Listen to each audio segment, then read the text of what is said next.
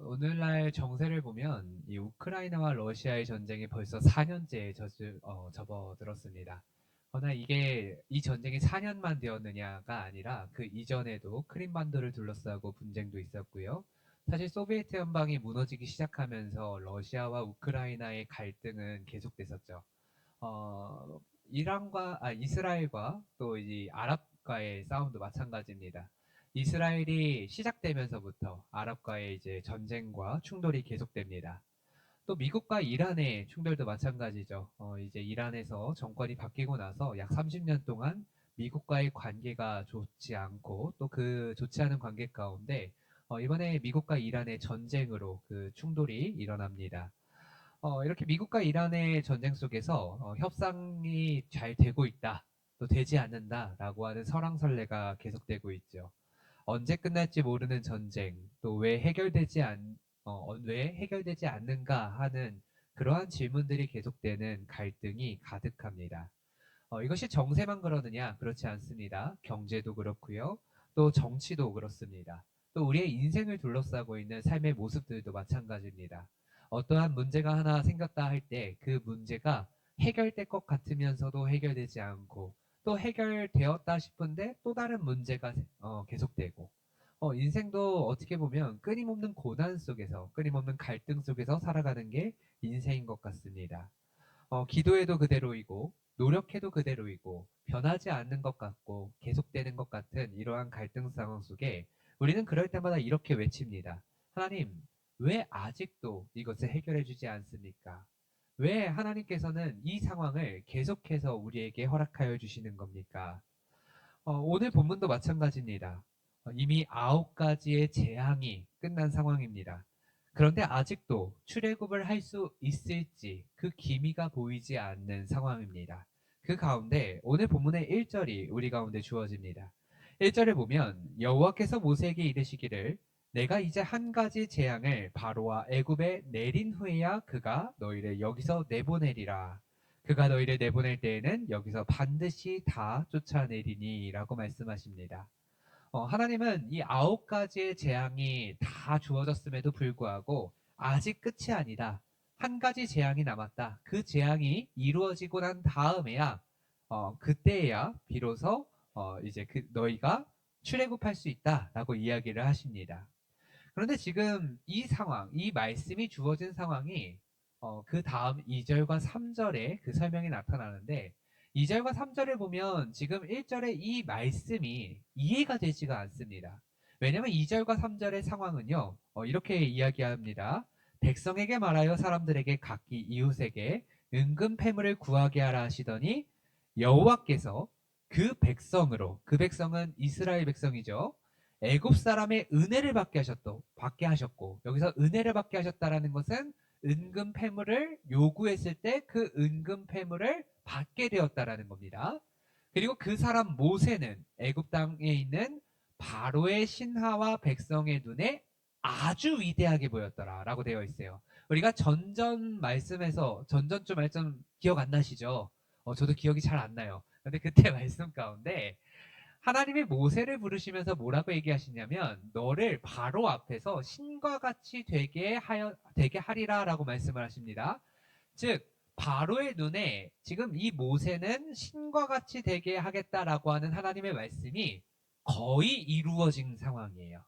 그러니까 바로의 신하와 바로의 백성들이 모세를 아주 위대하게 보고 있었고요. 이스라엘 백성들이 무엇을 요구하든지 간에 애굽 사람들은 그 요구 사항을 들어주었다라는 거예요. 지금 잘 보십시오. 지금 이스라엘 백성들이 만약에 나 이제 출애굽하겠다라고 이야기하면 그것을 말릴 수 있는 사람이 아무도 없는 것처럼 보입니다. 그런데 하나님께서는 1절 말씀에 아직 때가 되지 않았다라는 거예요. 아직 아니라는 거예요. 한 가지 더 해야 된다라는 거예요.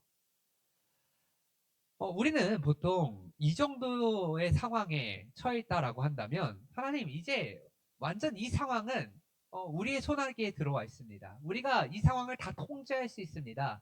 이제 우리가 다 컨트롤할 수 있으니 이제 다 되었습니다. 다 이겼습니다. 라고 생각해야 되는 그때입니다. 그런데 하나님은 끝이 아니다. 그러면서 이상한 말이 나옵니다.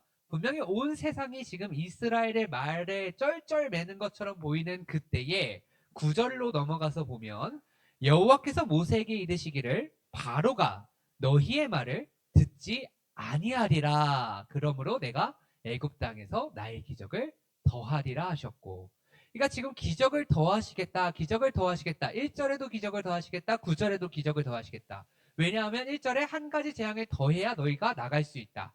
9절에 한 가지 재앙을 더해야 바로의 마음이 바뀔 수 있다라고 얘기하는 거예요. 지금 이 기적을 더 내리시겠다라고 하는 이유가 뭐냐면 결국 지금 이스라엘 백성들, 애굽 땅의 모든 백성들 다 이제 하나님 뜻대로 이루어질 건데 단 한 사람의 마음이 바뀌지 않아서 기적을 더 하시겠다라는 거예요. 자, 그런데 잘 생각해 보시오. 9가지의 재앙, 9가지의 하나님의 기적이 애굽 땅에 내려졌습니다.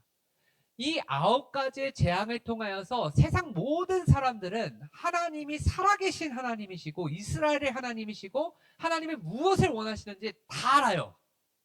다 똑같이 경험했어요. 그런데에도 불구하고 애굽 사람들과 이스라엘 백성들의 마음과는 다르게 이 바로의 마음은 여전히 완악했다라는 거예요. 문제는 상황이 아닙니다. 문제는 환경이 아니에요. 문제는 무엇이냐면 그 환경, 그 상황 속에서 반응하는 그 사람의 마음입니다. 여러분, 똑같은 상황이 우리에게 주어진다 할지라도 다른 사람들이 만약에 이렇게 생각해 봅시다. 이 예배의 자리에 하나님께서 놀랍게 기적으로 역사하셨다 할지라도 여러분들의 마음이 그것을 하나님의 기적으로 받아들이지 아니하시면 그럼 기적이 아닌 거예요. 여기서 내가 이 작은 거 하나만이라도 작은 거 하나가 하나님의 기적이다라고 받아들이면 그러면 하나님의 기적인 거예요. 어떠한 상황, 어떠한 환경이 발생한다 할지라도 그것을 받아들이는 한 사람의 마음이 문제라는 겁니다. 바로의 마음은 여전히 완악합니다. 기적도 받고요, 재앙도 겪었습니다. 하나님이 원하시는 뜻이 무엇인지도 모세를 통하여서 바로 알았어요. 그런데도 불구하고 돌아서지 않습니다. 이게 바로 인간이죠. 여전히 인간은 하나님의 살아계심을 경험한다 할지라도 하나님께 나의 것을 드리고 싶어 하지 않는 거예요. 이스라엘 백성들은요, 애굽 땅에서 노예 생활을 했습니다. 하지만 이 노예 생활을 했다는 것, 노예 계층이라고 하는 것은 애굽 사람들, 애굽의 일반 평민들에게는 이스라엘 백성들이 노예 계층인 거지 내 자산은 아니에요. 하지만 바로에게 있어서 이스라엘 백성들은 노예 계층, 내 노동력, 내 자산입니다. 그렇기 때문에 하나님의 살아계심이 아무리 확실하고 하나님의 기적이 내 눈앞에 아무리 펼쳐진다 할지라도 내 손에 쥐고 있는 나의 것을 놓고 싶지 않은 거예요. 그게 바로의 마음이죠. 바로의 상황입니다. 그런데 이 상황, 이 마음 어디서 많이 본 것 같아요. 어디서 많이 봤느냐? 바로 내 모습이 그런 모습이에요.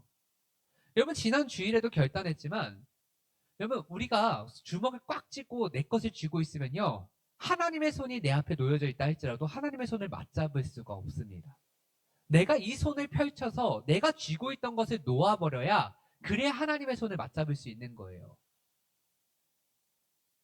자꾸만 우리는 우리 것을 쥐고 있기 때문에, 바로는 자신의 것을 쥐고 있기 때문에 하나님의 살아계심과 하나님의 그 뜻이 무엇인지를 알고는 있지만 그러나 그것을 내 것으로 받아들이고 싶지는 않은 겁니다.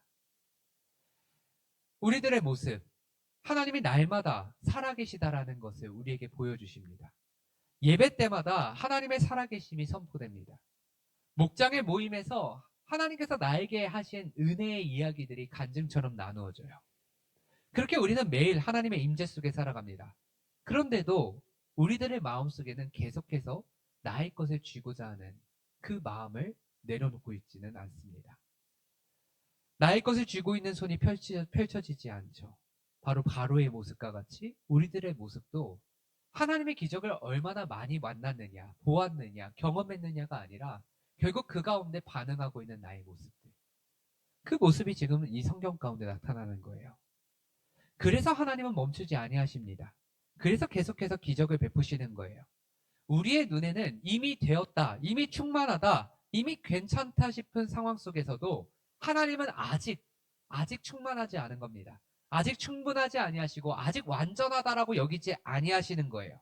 아직까지 해결되지 않는 그 한 사람의 마음이 여전히 있기 때문이죠. 이제 하나님께서 마지막 재앙을 선포하십니다. 5절을 보면 애굽 땅에 있는 모든 처음 난 것은 왕위에 앉아 있는 바로의 장자로부터 맷돌 뒤에 있는 몸종의 장자와 모든 가축의 처음 난 것까지 죽으리니. 그러니까 하나님께서 처음 것들을 다 죽이시겠다라고 얘기를 하십니다. 이 처음 것에는요, 한 사람에게 있어서는 그 사람의 가장 중심이 달려 있습니다. 나라에게 있어서도 마찬가지고요. 짐승에게 있어서도 마찬가지죠. 근데 그 하나님은 애굽에 있는 모든 것들의 중심을 치시겠다라고 얘기합니다. 그러나 중요한 반전이 한 가지가 더 있습니다. 7절을 보면 그러나 이스라엘 자손에게는 사람에게나 짐승에게나 개 한 마리도 그 혀를 움직이지 아니하리니 여호와께서 애굽 사람과 이스라엘 사이를 구별하는 줄을 너희가 알리라 하셨나니라고 말합니다. 완전히 구별하시겠다라는 거예요. 애굽에 같은 시간, 같은 밤을 보낼 거고요. 같은 자리에 있을 겁니다. 그러나 하나님께서는 명확하게 같은 상황, 같은 기적을 베푸시는데 애굽에게는 그것이 재앙이요. 이스라엘에게는 그것이 축복이 되고 애굽에게는 그것이 고통의 함성이 되고 이스라엘에게는 그것이 침묵의 안도함이 된다라는 거예요.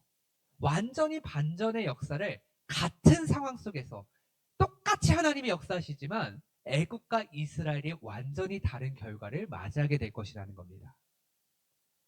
사랑하는 여러분, 하나님은요, 상황을 바꾸시는 분이 아니라 그 상황 속에서 그 상황을 마주하고 있는 나의 중심을 바꾸시는 분이에요.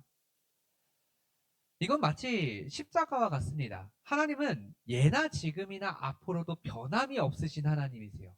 하나님이 구약 시대에 모세의 때에 이렇게 역사하셨어. 그런데 신약 시대는 달라가 아니라 신약도 똑같습니다. 여러분 십자가를 생각해 보세요.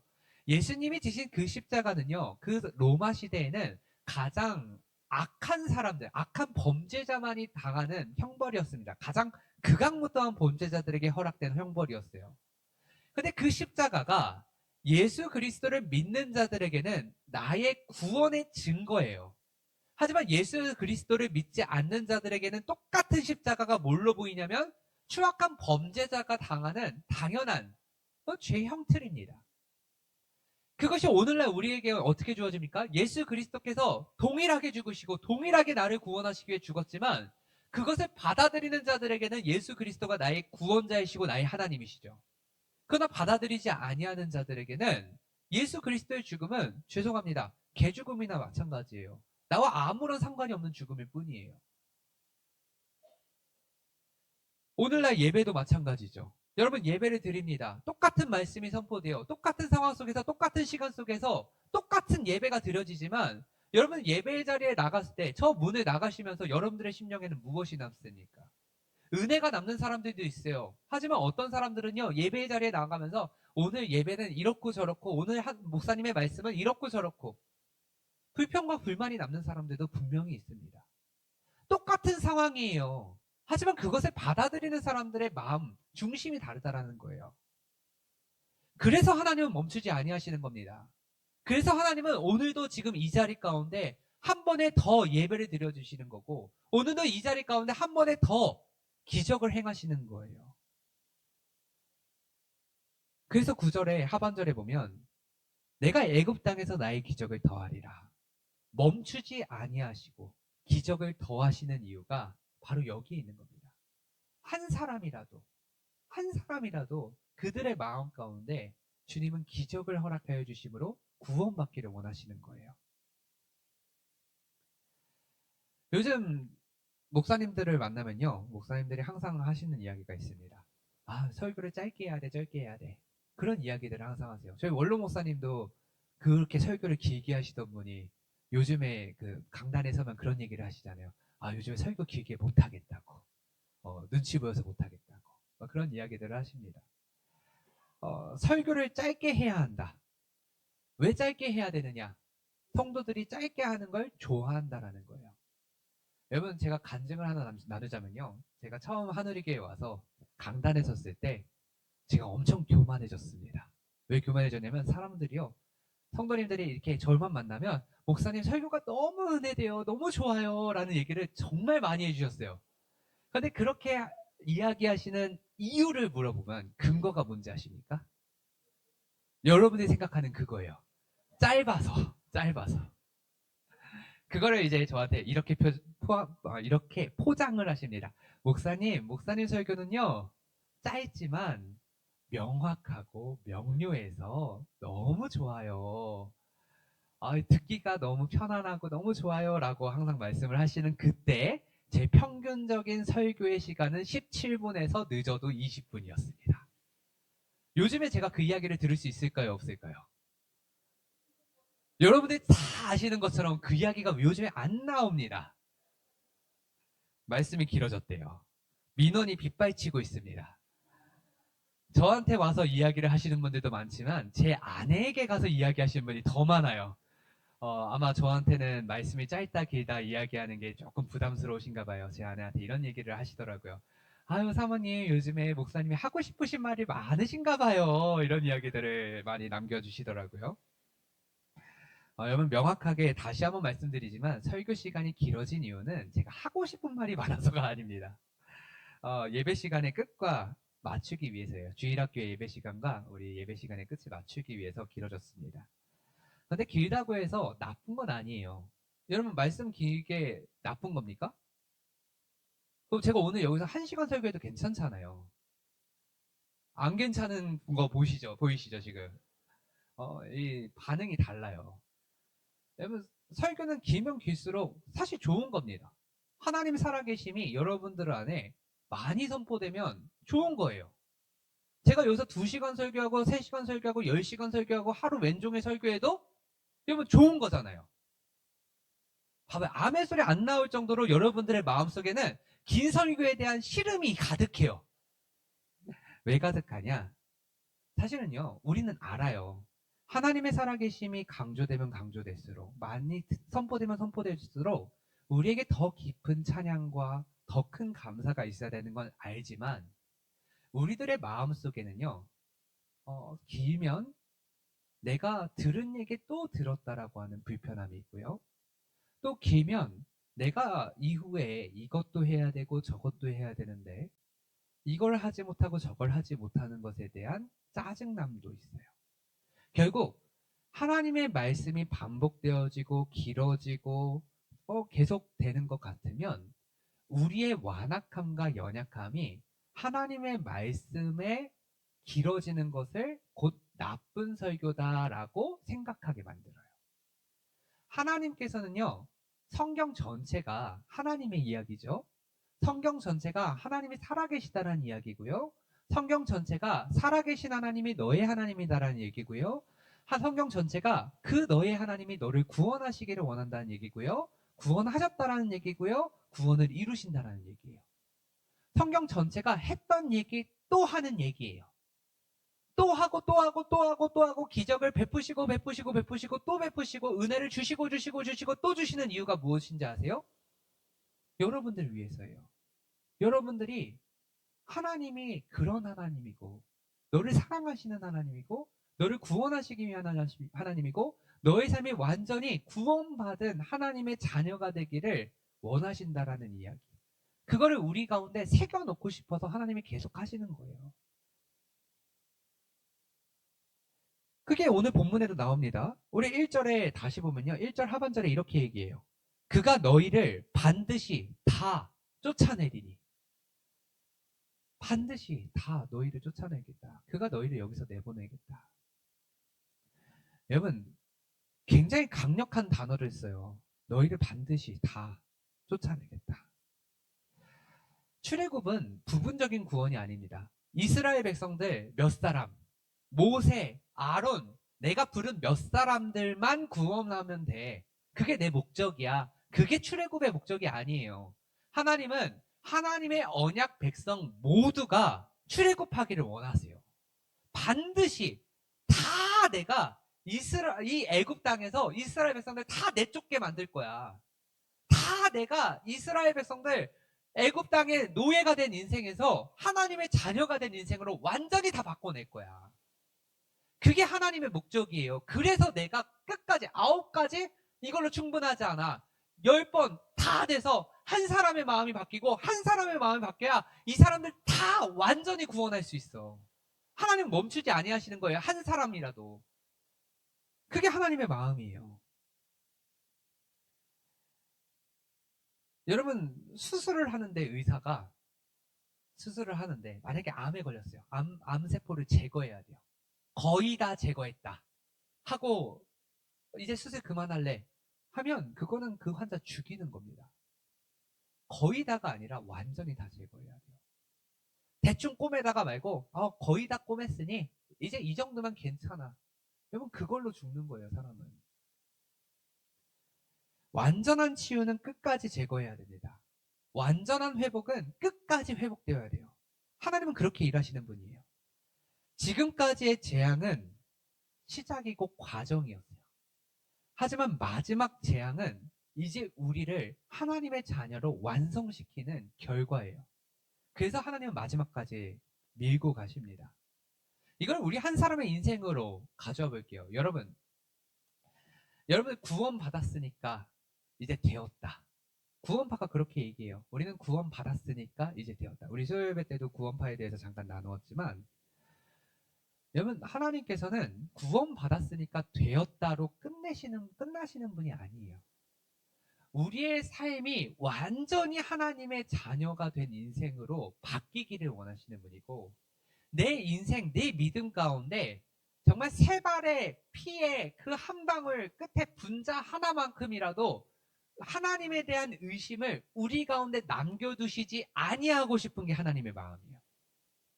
그래서 우리가 원하든 원하지 않든 하나님은 오늘도 우리에게 은혜를 주시고 기적을 베푸시는 거예요.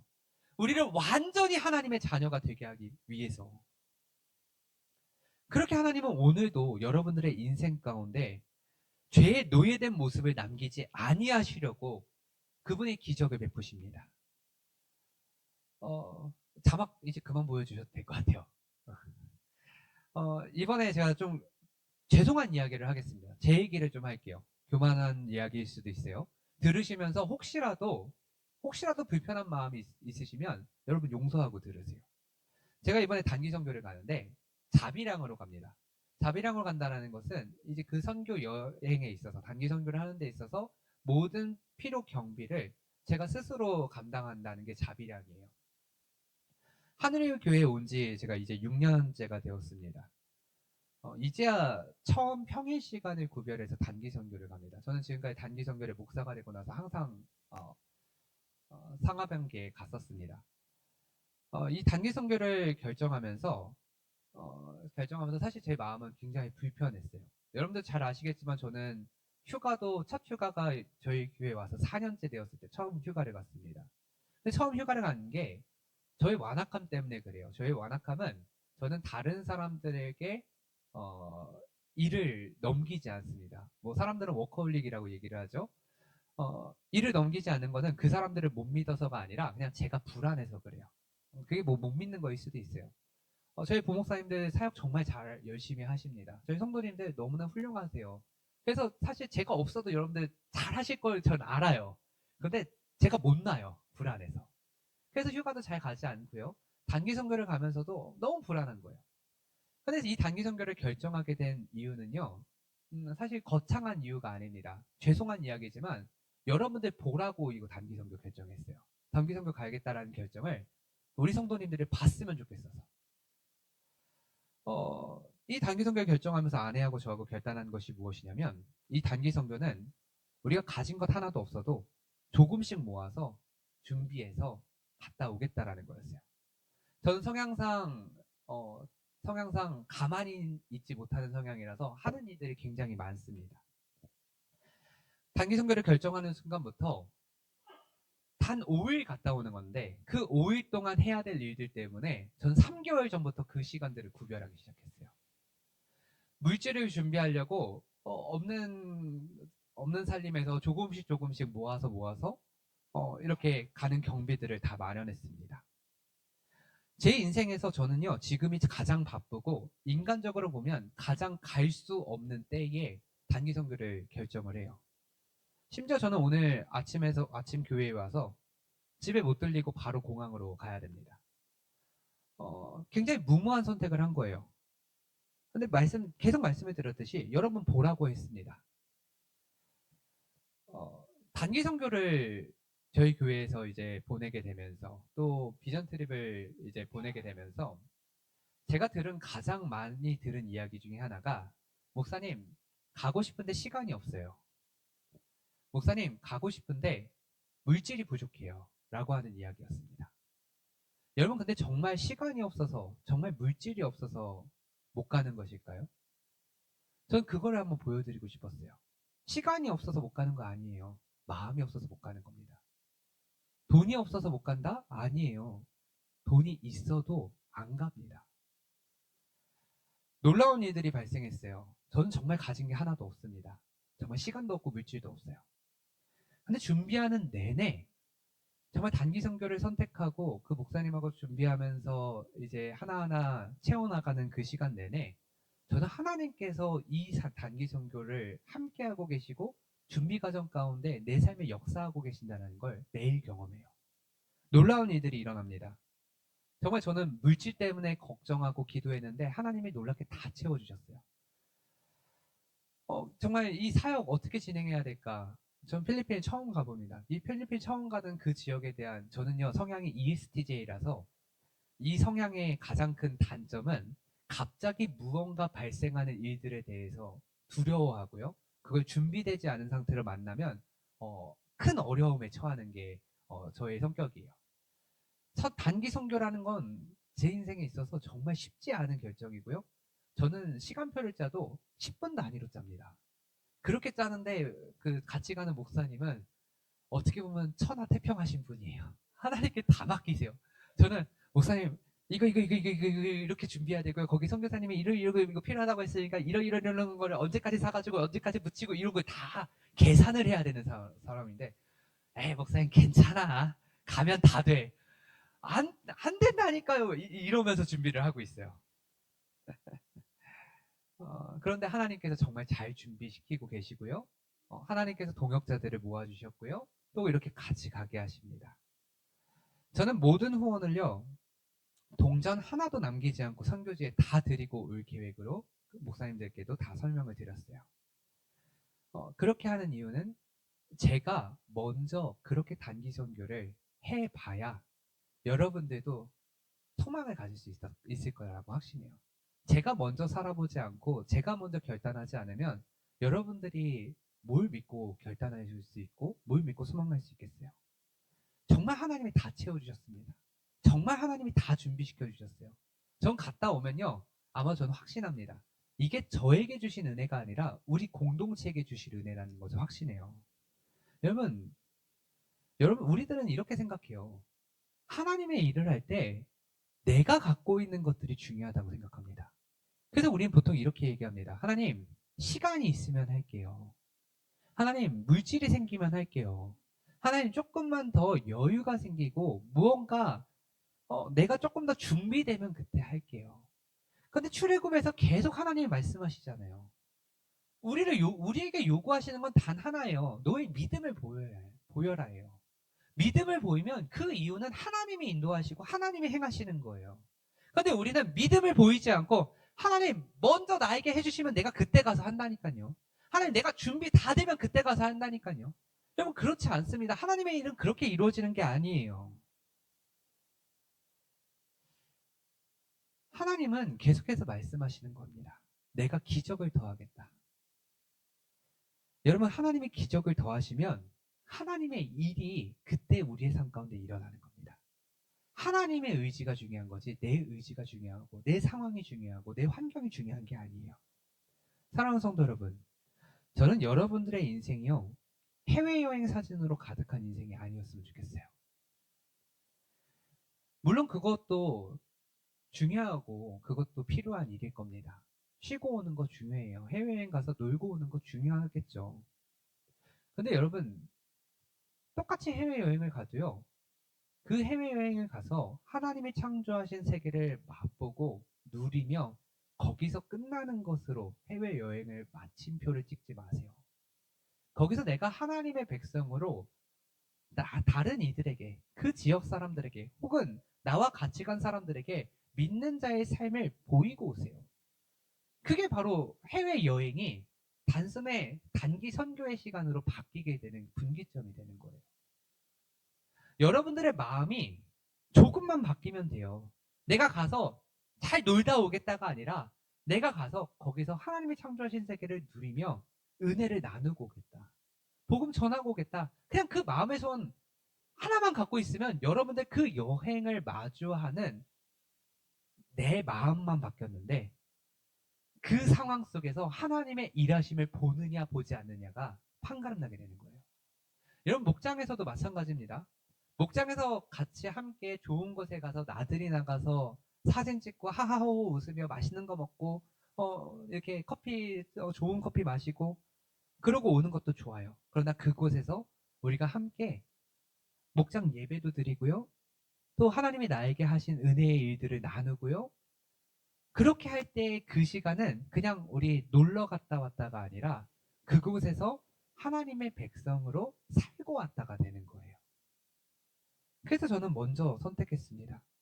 말로만 하는 것이 아니라 먼저 살아보려고 결정했습니다. 왜냐하면 믿음은 하나님이 하실 것이고 그 하실 것을 믿고 내가 먼저 발을 내디디면 그 자리 가운데 하나님의 일이 나타나기 때문이에요. 하나님은 기적을 멈추지 아니하시는 분입니다. 여러분들의 마음속에 조금이라도 새 것이 되지 않은 옛 것의 모습이 남아있다면 하나님은 오늘도 기적을 멈추지 아니하세요. 오늘도 은혜를 주시는 분이세요. 그 기적을 맛볼 수 있는 방법은 여러분들이 하나님 앞에 믿음으로 순종하는 겁니다. 우리는 자꾸만 말합니다. 주님, 이 정도면 됐습니다. 이제 그만하셔도 됩니다. 그런데 하나님은 말씀하세요. 아직 아니야. 내가 기적을 더하리라. 하나님의 인도하심을 경험하는 것이 믿음입니다. 내 생각을 하나님보다 앞세우지 않는 것이 믿음입니다. 내 감정을 하나님의 마음보다 귀하게 여기지 않는 것이 믿음입니다. 여러분, 우리가 교리학교, 이번에도 교리학교를 하고 세강하나 학교도 합니다. 또 우리 교회에서 목요일마다 전도 훈련도 하고 전도팀도 나가고요. 전도도 나가고요. 또 화요일날 우리는 또 중보기도 모임도 있어요. 여러분, 우리 교회는요, 정말 우리 교회 자랑을 하면 월화수목금토일 우리 교회 안에서는 항상 하나님이 은혜를 주실 만한 충분한 시간과 기회와 그런 모임들이 이미 있습니다. 여러분, 그렇게 모임들을 하나님이 우리 교회에 주시는 이유가 뭔지 아세요? 그것에 참여하는 사람들 위해서 주시는 게 아니에요. 그거에 참여하지 않았던 나를 위해서 주시는 거예요. 내가 그 자리에 있기만 하면 은혜 누릴 수 있어요. 근데 그 자리에 있지 않으면서 우리는 맨날 이 얘기를 한다고요. 화요일날 저는 바빠요. 수요일날 바빠요. 목요일날 바빠요. 금요일날 바빠요. 토요일날 바빠요. 주일 바빠요. 언제 시간 생기는데요? 뭐 하려면 거기 가면 이것도 해야 되고 저것도 해야 되고 저는 이제 물질도 넉넉하지 않고요. 더 지금은 돈을 벌 때라서 돈을 많이 벌고 은퇴하고 난 다음에 그때 가진 것 갖다가 그때 할게요. 여러분, 여러분들의 계획대로 인생이 그렇게 흘러가지 않습니다. 하나님이 지금 우리 교회에 또 나의 인생 가운데 그러한 은혜의 장소, 그렇게 기적을 더하실 순간들을 주시는 이유는 나보고 지금 그 기적 누리라고. 그래서 주시는 거예요. 하나님이 우리의 인생 가운데 여러분 매일 기적을 허락하여 주십니다. 매일 은혜를 주십니다. 여러분, 그 은혜를 주시는 자리, 은혜를 주시는 그 시간 속에 여러분들의 믿음을 보이세요. 그러면 여러분들의 인생 가운데 하나님의 이야기가 채워지는 겁니다. 오늘 본문에 나타난 출애굽의 여정처럼 여러분 아직 끝나지 않았습니다. 우리의 인생은 이제부터 계속될 겁니다. 언제까지? 하나님이 이 자리 가운데 우리를 완전한 주의 백성으로 또 예수 그리스도께서 이 자리 가운데 다시 오시는 그 날까지 하나님은 은혜를 주시기를 멈추지 아니하시는 분이십니다. 그 거룩한 삶의 여정 믿음으로 걸어가시기를 바랍니다. 그러한 믿음을 걸어가는 우리의 인생을 통하여 우리의 가정이 하나님 나라가 되고 우리의 일터가 하나님 나라가 되고 우리 교회가 지역사회와 열방 가운데 하나님 나라를 세워나가는 그런 귀한 공동체, 귀한 인생들 다 되시기를 간절히 축원합니다.